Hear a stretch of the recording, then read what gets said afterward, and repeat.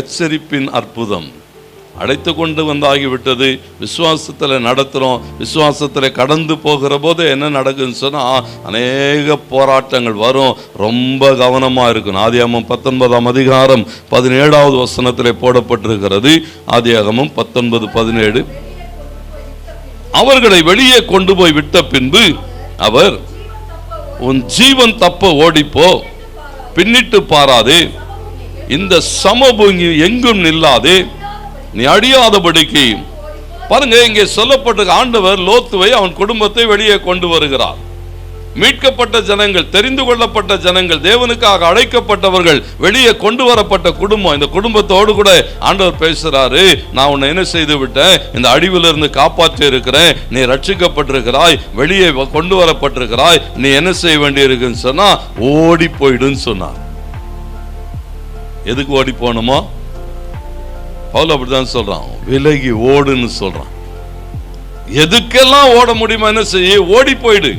இது இது இது கூட என்ன செய்யாத. பாருங்க, அங்க சொல்லப்பட்டிருக்கிறது, ஓடிப்போ, பின்னிட்டு பாராதே, இந்த சமபூமியில எங்கேயும் நிக்காத. ஏன்னா இது நீ நிக்கிறதுக்கான இடம் இல்லை. இந்த சமபூமி நீ நிற்கிறதுக்கான இடம் அல்ல. நீ நிற்கிறதுக்கான இடம் எதுன்னு சொன்னா ஆண்டவர் சொன்னாரு, எண்ணண்டையிலே கண்மலையில வந்து நில்லு, நீ அழியாதபடிக்கு கண்மலைக்கு என்ன செய்ய, ஓடிப்போன்னு சொன்னார். நல்லா கவனிங்க, தேவன் நம்மை நடத்துகிற போது என்ன செய்ய வேண்டி இருக்குன்னு சொன்னா ஒரு எச்சரிப்போடு கூட கடந்து போகணும். ஆண்டவர் பேசுகிறார், சொல்லுகிறார். சொல்ற ஆண்டவரோடு கூட பல காரியங்களை பேசணும். இல்லை ஆண்டவர், அவ்வளோ தூரம்லாம் என்னால் ஓட முடியாது, பக்கத்தில் ஊர் இருக்கு, சின்ன ஊர் தான், பேசாம நான் இந்த ஊருக்குள்ள ஓடி போறேன்னா சரி போன்னு சொன்னார். ஆனால் அங்கே செய்த நடந்த காரியம் பாருங்க, 26வது வசனம் 26. அவன் மனைவியோ பின்னிட்டு பார்த்து, பாருங்க இங்கே சொல்லப்பட்டிருக்கிறது ஒரு எச்சரிப்பின் அற்புதங்கள். ஓடி வருகிறான், ஆண்டவருக்கு மகிமை உண்டாட்டம், மீட்டெடுத்திருக்கிறார்.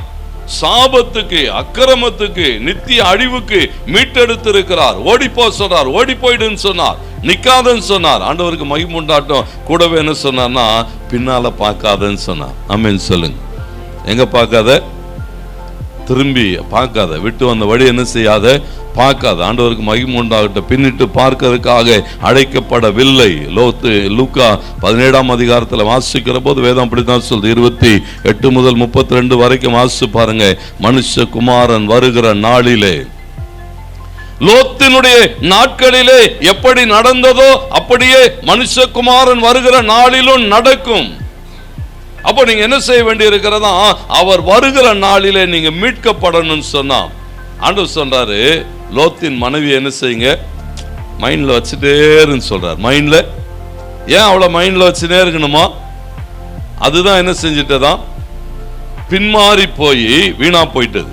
பின்மாறி போற ஆட்களுக்கெல்லாம் என்ன கவனம் வச்சுக்கணும்னா, லோத்தோட ஒய்ஃபை ஞாபகம் வச்சோன்னு சொன்னா பாருங்க, பின்மாறி போகிறதுனாலே ஒரே ஒரு ஆள் தான் தெரியும் பார்த்தா. யாரு?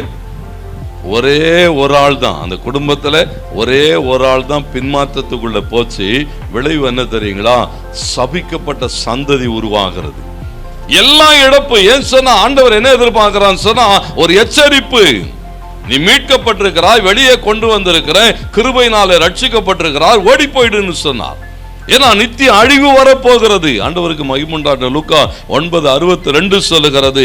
இயேசு சொல்லுகிற போது சொன்னார், கலப்பையின் மேல் கையை வைத்து விட்டு பின்னிட்டு பார்க்கிற எவனும் தேவனுடைய ராஜ்யத்துக்கு நீ யார் கிடையாது, நீ குவாலிஃபைடே கிடையாது, அன்ஃபிட்னு சொல்றார். கை வச்சிட்டியா, திரும்பி பார்க்காத, பின்னால பார்க்காத. பின்னால பார்க்கறது என்ன நடக்குமா? எச்சரிப்பு உப்பு தூணாய் மாறி போகிறார். பிரயோஜனமற்ற அந்த தூண் எவ்வளவு நாளைக்கு இருந்திருக்கும்? இன்னைக்கு வரைக்கும் அடையாளம் சொல்லப்படுகிற அடையாளங்கள்லாம் இல்லை. அப்பவே அது என்ன செஞ்சிட்டு இருக்கும்? காத்துல கரைந்து போய் ஒன்றும் இல்லாமல். ஏன்னா ஆண்டவர் என்ன எதிர்பார்க்கிறான்னு சொன்னா, ஒரு தெரிந்து கொண்ட தேவன், விசுவாசத்திலே உன்னை பலப்படுத்துகிற தேவன், சூழலுக்கூடாக கடந்து போகிற போது எப்பொழுதும் தேவனை நோக்கி ஓடுகிற ஓட்டம் தான். பிரச்சனை வந்துட்டு அப்படியே விட்டுட்டு, இயேசுதாமை விட்டுட்டு வெளியே போற ஆட்களுக்கெல்லாம் எச்சரிப்பு என்னன்னு சொன்னா, லோத்தின் மனைவியை நினைத்துக்கொள். ஆண்டவர் ஒரு எச்சரிப்பு கொடுக்கிறார். இந்த அற்புதமே என்னன்னு சொன்னா எச்சரிப்பின் அற்புதம். இது சும்மா அப்படியே போற போக்கில் நடந்தவைகள் அல்ல. தேவன் தம்முடைய பிள்ளைகள் அழைக்கப்பட்ட நிலைமையிலே அவரோடு கூட நடக்கிற மக்களுக்கு தேவன் கொடுக்கிற ஒரு எச்சரிப்பின் அற்புதங்கள். இதை சரியா நம்ம என்ன செய்ய வேண்டியிருக்குன்னா கவனித்து பிடித்து கொள்ள வேண்டும். போகிற போக்கில் ஆண்டவருக்கு மகிமை சொல்லுகிறார், பின்னால பார்க்குற வேலையை என்ன செய்யாத, வச்சுக்காத, போறியா ஓடிக்கிட்டே இரு. இந்த சம பூமி எங்கும் சொல்றாரு, எங்கேயுமே என்ன செய்யாத, நிற்காத. ஒரே ஒரு இடம் தான் அவனுக்கு என்னது, நீ அழியாத படிக்கு மலைக்கு ஓடி போன்னு சொன்னார். ஆண்டவருக்கு மகிமை உண்டாட்டம், ஓடிடணும்.